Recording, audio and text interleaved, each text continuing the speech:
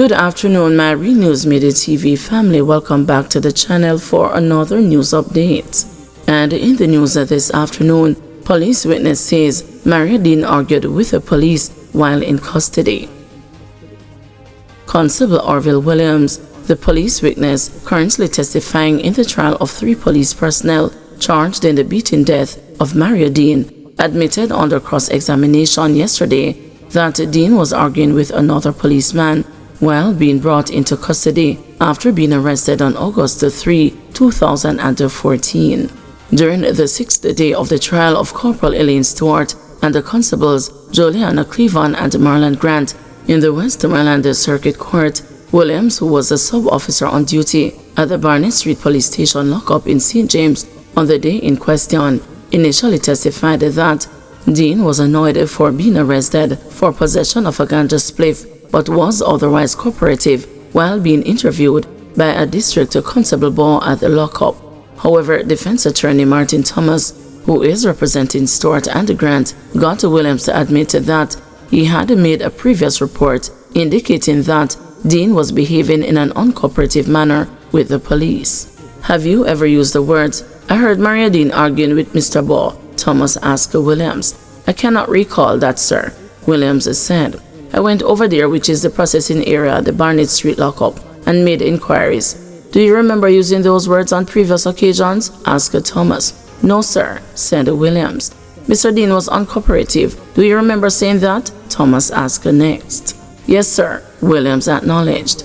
Thomas also showed Williams a copy of a deposition that the witness had made in 2016 before the Montego Bay Resident Magistrates Court, now the St. James Parish Court, in which he reported that Dean and Baugh had got into an argument. "Do you agree that what you told the judge in 2016 is different from what you're telling us today about what happened between Maria Dean and District Constable Baugh?" asked Thomas. "Yes, sir," Williams admitted. "Which version is correct?" Thomas asked next. "The one that I told the judge in 2016, said Williams.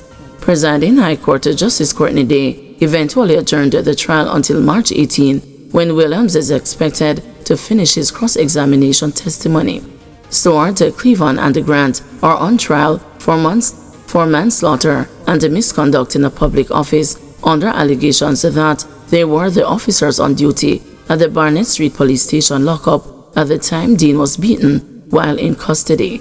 Dean, a 31-year-old construction worker, was admitted to the Cornwall Regional Hospital in an unresponsive state and died 3 days later.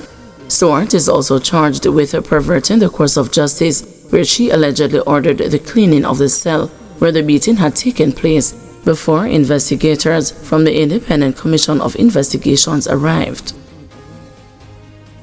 Robinson says the PNP government will reinstate a public sector monitoring committee. Opposition spokesman on finance Julian Robinson says that the People's National Party intends to reinstate the Public Sector Monitoring Committee to address industrial unrest in the public sector. In his contribution to the budget debate on Thursday, he called for the government to address the concerns of public sector employees before heading into the new round of wage negotiations.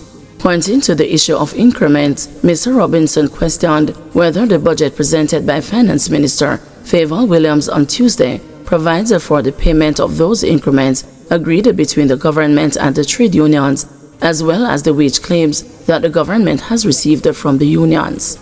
An issue which is important and coming up relates to the increments that have been agreed between the government and the trade union. And so I want to ask the Minister of Finance whether the budget provides for the payment of those increments, plus the wage claims that the government has received from the union movement. It is important to know so that unions who are expecting that those payments are going to be made at the beginning of the new financial year will know whether that will be done. When we were last in government, we established the Public Sector Monitoring Committee, a critical platform that brought unions to the table, ensuring consultation, transparency, and trust in decision-making. What has become of that committee? We are committing, Mr. Speaker, to restoring that committee because we believe in dialogue, we believe in respect, and we believe in fairness. Motley prepared to lose U.S. visa for defending Cuban health program. Barbados Prime Minister Mia Motley says she is prepared to have her United States visa revoked, as she urged the CARICOM countries to ensure they are able to explain what the Cubans have been able to do for us as they seek to defend the Cuban Health Brigade program. The United States has raised the questions about the program that the CARICOM countries have insisted has benefited the region significantly. Ms. Motley, the latest CARICOM leader to address the issue, said Barbados does not currently have Cuban medical staff, but the country could not have survived the COVID-19 pandemic without Cuban nurses and doctors. I will also be the first to tell you that we paid them the same thing that we pay Bajans, and that the notion, as was peddled not just by this government in the US, but the previous government, that we were involved in human trafficking by engaging with the Cuban nurses was fully repudiated and rejected by us. Now, I don't believe that we have to shout across the seas, but I am prepared, like others in this region, that if we cannot reach a sensible agreement on this matter, then if the cost of it is the loss of my visa to the US, then so be it.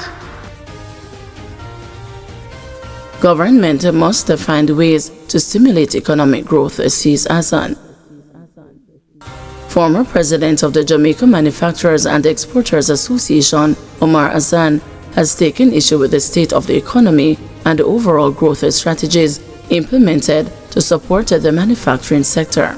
Providing his review of Finance Minister Favour Williams' maiden budget presentation, Mr. Azan put the government and the central bank on notice, arguing that both must swiftly find ways to stimulate economic growth or risk a further worsening of the economy. It's probably the worst I've seen in the 30-odd years I've been in business. The buying power is the weakest, and government needs to find ways to catalyze the economy to be able to grow. We tried our best a few years ago, and Jamaica started to see growth, but right now they've done so many things to stagnate the industry. Interest rates need to come down quickly. The Bank of Jamaica needs to come out of their tunnel vision and start thinking out of the box to manage the economy in a dying stage. When you speak to business people, people are saying they're seeing anyway in as 50% down in terms of sales, the retail trade, and every expense is going up. So the minister and the government has a lot to do, and the Bank of Jamaica and our commercial banks, to try and stimulate this economy. Guys, thank you for watching. See you this evening at 6 p.m. for another news update.